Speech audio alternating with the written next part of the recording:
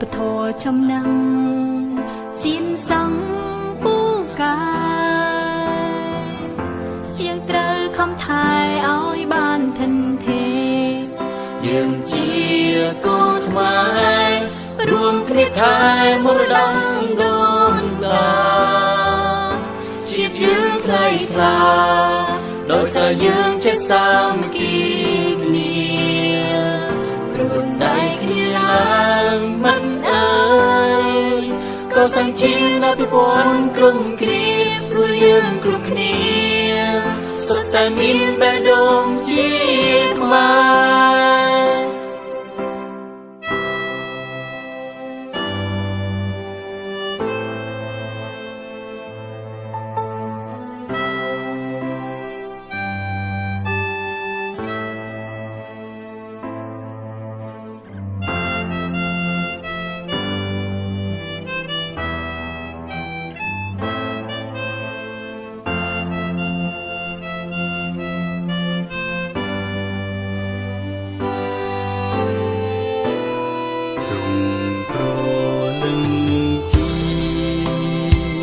សន្ធឹងលើវេហា